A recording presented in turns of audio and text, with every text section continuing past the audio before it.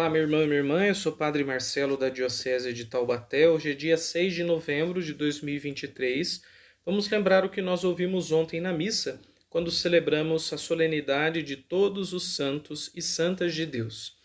No Evangelho, nós ouvimos as bem-aventuranças. Jesus chamava de bem-aventurados ou felizes os pobres em espírito, os aflitos, os mansos, os misericordiosos, toda uma lista de pessoas que, aos olhos de Jesus, são pessoas felizes, conforme o seu projeto, o projeto do Reino de Deus.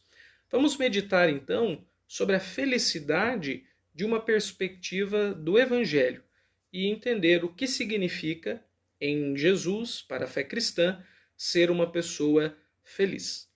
Bora refletir.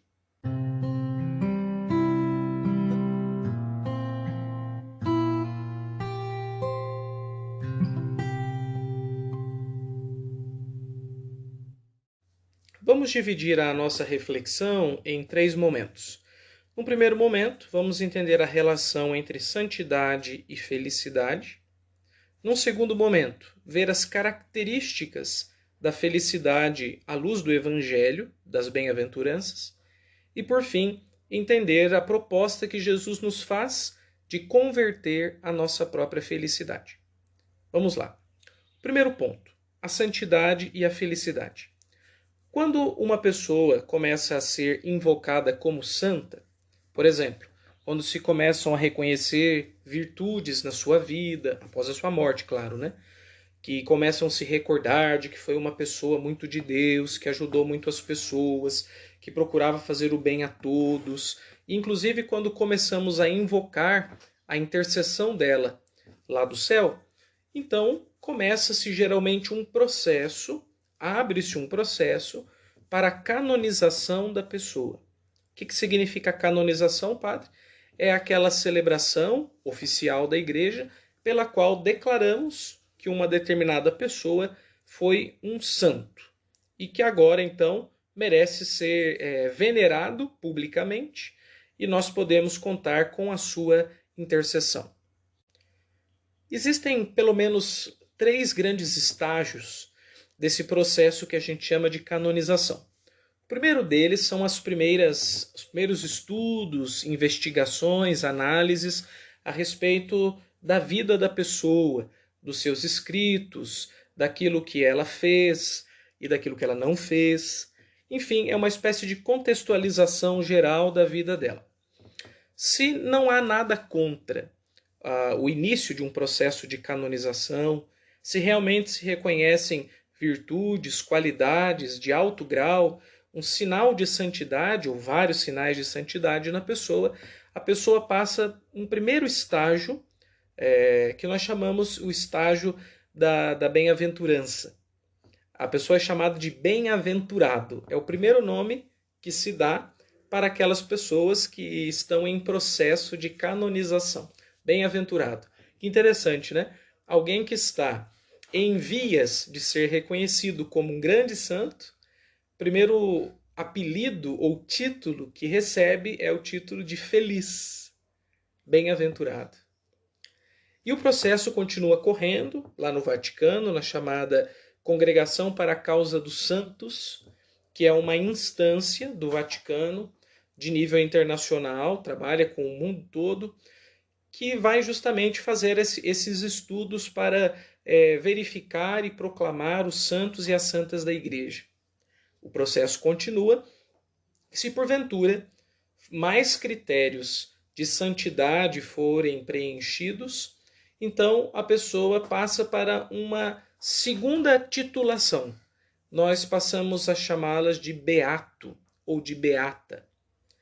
E beato significa também feliz, alegre. Santo Agostinho dizia que o céu era uma visão beatífica, uma visão feliz, a visão do face a face com Deus. Então, 2 estágios já do processo de canonização, nós chamamos a pessoa de feliz. Primeiro bem-aventurado e agora beato.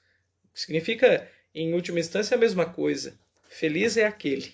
É mais ou menos como o anjo falando para Nossa Senhora, né? Alegra-te, cheia de graça. Feliz és tu, feliz és tu. Ora, uma vez que o processo continua, então num terceiro momento, que é o auge, a pessoa, se passar por mais alguns critérios de análise, de estudos, de investigações, ela passará a ser chamada de santa. Então, o que é um santo? O Papa Bento XVI tem uma frase que é assim, modelar. Ele diz: santidade é alegria.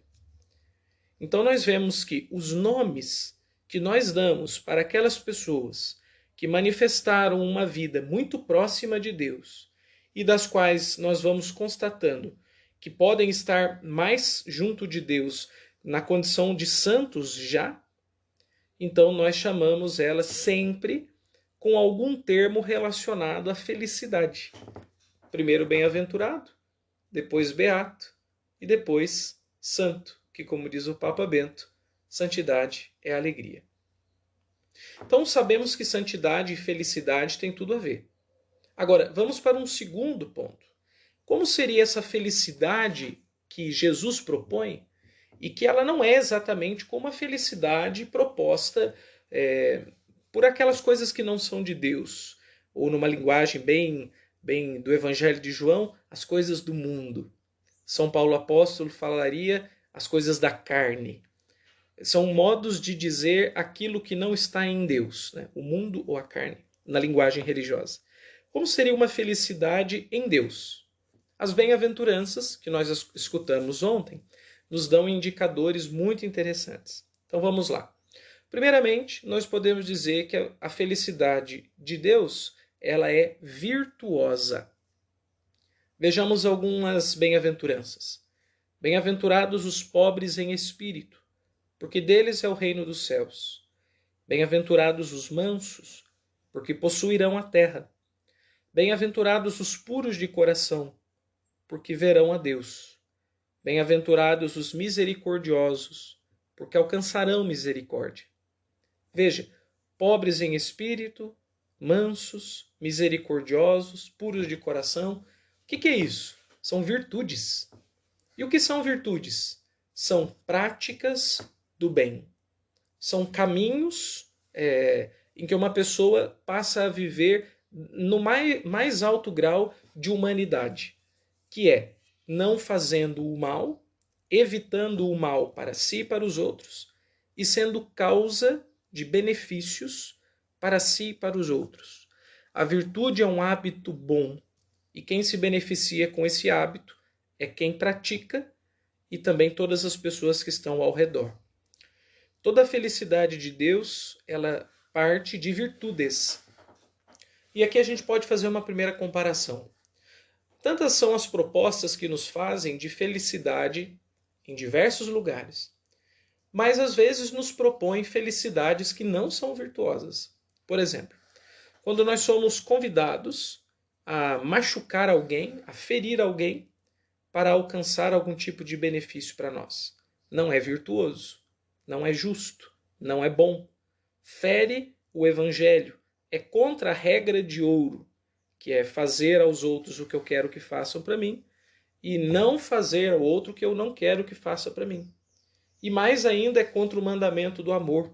Amai-vos como eu vos amei. Jesus jamais faria uma coisa dessa para alguém. Então, uma felicidade que decorre de um prejuízo consciente, direto de alguém, é uma felicidade que não é de Deus. Ela não está conforme ao Evangelho. Uma segunda proposta é quando nos oferecem felicidades químicas destrutivas. Isto é, quando nós somos convidados ao consumo de certas substâncias em alto grau, e isso vai aos poucos nos trazendo uma grande alegria, um grande bem-estar, mas o nosso organismo vai sendo destruído paulatinamente.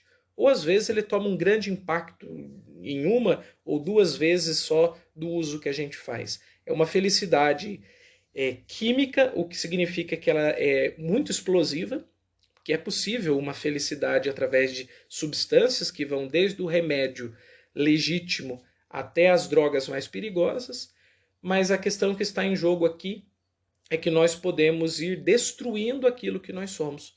Então precisa ter muita atenção quando nós somos chamados a felicidade desse tipo, porque ela pode ser muito eufórica num dado momento e ela pode ser altamente prejudicial em outro. Então, nesse sentido, como ela não visa a vida, a nossa própria vida, como ela é apenas uma dissimulação e não um suporte ou uma ajuda, quando ela substitui o seu papel de meio, de instrumento, como por exemplo um remédio, e passa a ser finalidade, então a gente começa a ter grandes prejuízos fisiológicos, mentais, emocionais. Isso impacta todas as nossas relações, amigos, familiares, e é uma felicidade que não pode ser do Evangelho, não é uma bem-aventurança. No mundo do trabalho também nós temos várias chances, e o mundo do trabalho é muito selvagem, regido por lógicas de alta competição, de competição voraz. O que acontece? Nós somos convidados, sempre jogados um contra os outros, e nós somos convidados a passar por cima das pessoas para a gente alcançar alguma posição ou benefício, etc. E isso vai sendo assim, destruir pessoas para subir na vida. É uma lógica do mundo. Ah, padre, mas isso acontece sempre, tem em todos os lugares. É verdade, acontece sempre, tem em todos os lugares, mas não é de Deus. Isso tem que estar claro. É claro que é muito complicado a gente romper com essas lógicas. E, naturalmente, quanto mais poder você tem numa determinada instituição, mais você é responsável, na condição de cristão, de dissolver esse tipo de situação, de ajudar com que o ambiente de trabalho não seja mais um instrumento maléfico, mas que seja um espaço o mais saudável possível, em que as pessoas possam ter o seu ganha-pão dignamente. Quando a gente é apenas inferior, subalterno, nesse sentido inferior, nós temos mais dificuldade de mudar essas lógicas. Agora, uma coisa é certa, a constatação sociológica de que existe esses problemas não justifica eticamente a sua bondade. Ou seja, nunca é bom pisar em cima das pessoas para subir na vida. Agora, isso é a lógica do mundo, é a lógica da carne, não é da bem-aventurança. A felicidade de Deus, gente, sempre passa pela virtude. Uma segunda característica, a felicidade de Deus, ela é longânime. O que isso significa? Longanimidade é a capacidade de passar, inclusive por dificuldades, por sofrimentos, tristezas, e não se deixar abater totalmente. É encontrar em Deus a nossa razão, a nossa força, o nosso motivo. Por isso que no final da missa, o padre pode dizer assim: a alegria do Senhor seja a vossa força, ide em paz, o Senhor vos acompanhe. Veja que bonito. A força do cristão não é o músculo, a força do cristão não é só uma disciplina, a força do cristão é a alegria que vem de Deus. As bem-aventuranças dizem assim: bem-aventurados os aflitos, porque serão consolados. Bem-aventurados os que são perseguidos por causa da justiça, porque deles é o reino. Bem-aventurados sois vós quando vos injuriarem, perseguirem e mentindo disserem todo tipo de mal contra vós por causa de mim. Alegrai-vos e exultai, porque grande é a vossa recompensa nos céus. A felicidade do Evangelho, ela tem como segunda característica essa duração no meio do sofrimento. Então, assim, o mundo propõe para nós felicidades absolutas, o que é um absurdo, é uma impossibilidade, e nos diz assim que a felicidade tida não teremos mais nenhum tipo de problema. E daí a gente fica meio infantilizado, porque assim, eu quero ser feliz a todo custo, como uma criança quer ser satisfeito o tempo todo. E eu não consigo resistir a nenhum tipo de impacto de tristeza, de sofrimento, de dificuldade. Ou seja, a minha felicidade nessa situação, ela é desestruturada. Uma felicidade sem esqueleto, sem estrutura interior. Ora, a bem-aventurança do Evangelho, ela é estruturante. Porque a alegria que nós experimentamos em Deus, ela não se apaga quando nós passamos as dificuldades. Claro, a gente sente um decréscimo da sensação de felicidade. Mas, sob outras formas, nós percebemos a presença e o agir de Deus na confiança, na esperança. no desejo de Deus e às vezes até numa serenidade que quem olha de fora acha um absurdo. Como pode alguém estar passando por tanto problema e estar tão tranquilo assim? Porque ele tem uma bem-aventurança, uma felicidade longânime, uma duração de alegria. E as coisas de Deus têm dessas. Elas conseguem existir no meio da escuridão. Enquanto a felicidade do mundo, quando abate uma tristeza sobre nós, ela se evapora rapidamente. Uma terceira característica, por fim, da felicidade do Evangelho é que ela é coletiva. Dizem algumas das bem-aventuranças. Bem-aventurados os que têm fome e sede de justiça, porque serão saciados. Bem-aventurados os que promovem a paz, porque serão chamados filhos de Deus. Ora, promover a justiça, promover a paz, no fundo é uma obra que é para todos. É querer que todos tenham as condições para o bem viver, para que vivam na tranquilidade da alma, das emoções, na tranquilidade material, para que tenham uma vida conforme o Senhor imaginou para esse mundo, na graça da criação. Deus nos deu tantos dons, é uma pena que a gente ainda não saiba distribuí-los devidamente, usá-los devidamente, e que nós somos engolidos pelo egoísmo, pela avareza, somos destrutivos, queremos muito para nós e pouco para os outros. Nossa felicidade é muito individualista, pouco coletiva. Só que a felicidade do Evangelho nos convida a partilhar a nossa felicidade com os outros. Aliás, esse é um princípio de vida cristã. Tudo que eu recebo como dom, eu partilho como serviço. Se eu tenho uma inteligência, eu partilho a minha inteligência para ajudar os outros. Se eu tenho força, eu uso a minha força para ajudar os outros, não para destruí-los. Se eu tenho recursos, além de usá-los para o meu bem-estar, eu sei usar também a serviço da caridade, para o bem daqueles que têm menos. Toda graça alcançada por alguém diante de Deus deve ser partilhada em serviço. Isso é a bem-aventurança da coletividade. Por isso, todo mundo que busca uma felicidade apenas individual pode logo sentir grande tristeza, porque fica insaciável. Quem não sabe partilhar fica insaciável. E daí nunca vai se sentir bem com aquilo que tem e não partilha, porque quer reter tudo para si, e vai querendo alcançar cada vez mais recursos, meios, condições, sensações, e à custa, às vezes, da vida dos outros. Então, 3 são as características, pelo menos, da felicidade de Jesus. Ela é virtuosa, ela dura no meio da tristeza, e ela é nunca só para mim, mas ela também é coletiva. Há uma imagem muito bonita de uma pintura do frade dominicano, Fra Angélico. A pintura, na verdade, ela é bem grande e se chama O Juízo Final. Mas quando nós olhamos assim à esquerda, nós temos uma imagem de vários santos e anjos felizes por estarem entrando na glória de Deus. E bem à esquerda, bem no canto do quadro, há um pequeno detalhe, um trecho do quadro, que alguns chamam de a dança dos eleitos no paraíso. Então mostram alguns anjos e alguns santos de mãos dadas, como que numa ciranda, numa dança de roda. Enquanto outros se abraçam, batem palma e levam a mão para o céu. É uma grande felicidade. E ali tem homens, mulheres, tem freis, tem bispos, tem leigos, tem as chamadas santas virgens, os mártires, ou seja, toda a classe dos santos e das santas. E o que é interessante, se nós fôssemos elencar quem são aqueles santos e como eles viveram, a gente percebe que a vida deles na Terra nem sempre foi um mar de rosas.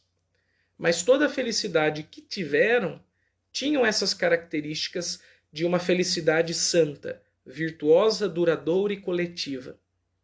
E a ideia de um juízo final e da dança dos eleitos é que, no fim, após uma vida que é cheia de sofrimentos, dificuldades, que nós recebemos a nossa grande recompensa, que é a recompensa de colher tudo aquilo que a gente plantou.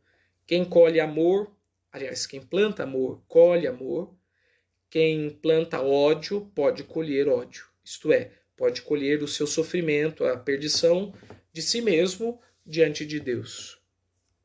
A imagem é bonita e reflete que os santos, duas coisas. Primeiro, não viveram vidas fáceis, mas a sua felicidade estava em Deus. E a segunda coisa é que a felicidade última é reservada para a glória após o término da nossa jornada nesta vida. E aqui eu chego no terceiro ponto. Somos chamados a converter a nossa felicidade. Porque se nós olhamos tudo isso que eu refleti aqui agora, o que dá a sensação?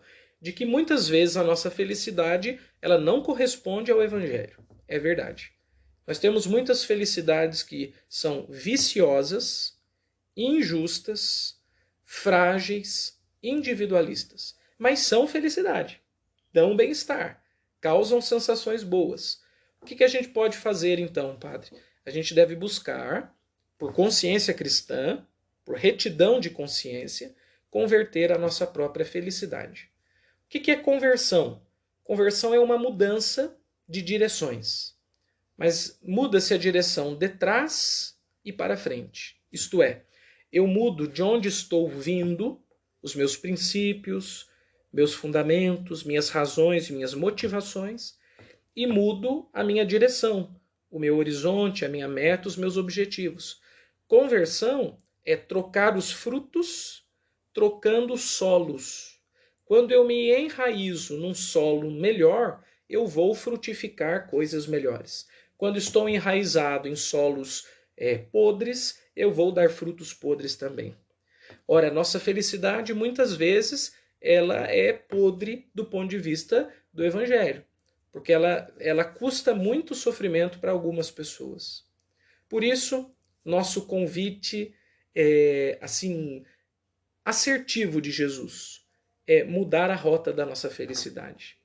Por que buscamos a felicidade? O que queremos? Como estamos buscando? O que estamos alcançando? Qual é o custo da felicidade que a gente tem? Porque toda felicidade tem um custo. A felicidade é como se fosse a chama de uma vela. Para que ela ilumine, ela tem que queimar algum pavio e derramar alguma parafina. Mas o que a gente está queimando e o que a gente está derretendo para que a gente possa iluminar, para que a gente possa rir, para que a gente possa gargalhar? Porque há gargalhadas que são repletas de bem-aventurança, como a dança dos eleitos. Mas há risos que são repletos da maldade, são risos malignos. E esses nós não queremos que façam parte da nossa vida.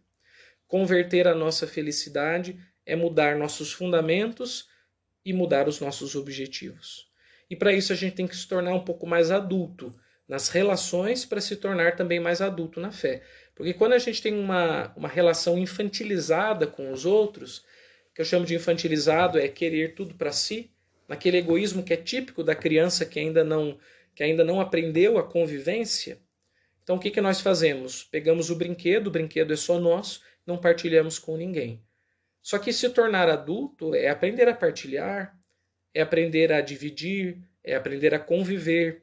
Ora, às vezes parece que a gente cresceu em idade, cresceu relativamente cognitivamente, ou seja, na inteligência, mas a gente não cresceu na capacidade de relacionamento e de amor. Tem muito adulto que, em termos de busca de felicidade, é ainda um bebê. Busca tudo para si e não sabe partilhar. Isso é péssimo. Por isso há um livro muito interessante de um teólogo italiano chamado Armando Matteo. O livro se chama Converter Peter Pan. E ele faz uma discussão sobre como é possível ter fé numa geração, numa época como a nossa, em que os adultos são cada vez mais infantilizados. É como a chamada síndrome de Peter Pan, alguém que nunca cresce, que não amadurece, que não evolui. A felicidade do Evangelho é uma felicidade de adultos. O que nos provoca, somos adultos? Nossa felicidade é madura? Ou nossa felicidade é infantil e por isso extrativista e egoísta?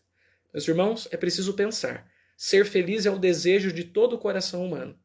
Ser feliz, inclusive, é a meta da nossa vida cristã. Bem-aventurados, alegrai-vos, grande é a vossa recompensa. Mas a gente não pode ser feliz a qualquer custo. É preciso pensar bem o como estamos fazendo, buscando felicidade e que objetivos nos têm guiado. Eles são de Deus?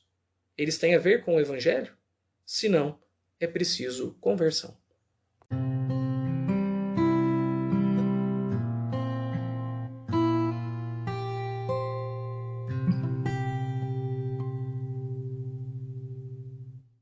Nós estamos começando mais uma semana e eu gostaria de propor que ao longo desses dias nós procurássemos buscar uma felicidade mais parecida com a dos santos e das santas de Deus.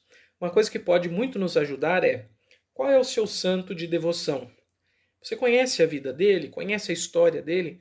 Procure conhecer e, inspirado nos bons exemplos dele ou dela, procure orientar a sua própria vida, reorganizar os seus próprios afetos, objetivos e motivações. Se os santos nos inspiram tanto, não é só porque eles foram pessoas interessantes, não é só porque do céu intercedem por nós, mas deve ser também porque eles nos inspiram e nos ajudam a viver melhor a nossa própria vida. Procure conhecer a vida dos santos. Escolha pelo menos um que talvez algum dia você tenha pensado, por curiosidade, como é que será que ele viveu? E durante essa semana leia sobre ele ou sobre ela. E todas as vezes que algo te tocar, te motivar, procure praticar de modo adaptado, conforme o nosso tempo, do jeito que você dá conta, procure praticar alguma coisa que ele te inspira, para que as nossas ações sejam santas, nossos pensamentos e sentimentos sejam como os do Evangelho e a nossa felicidade seja ética, boa, justa, conforme nos propõe Jesus. Deus abençoe e até a próxima semana com mais um Ontem na Missa. Até logo, pessoal!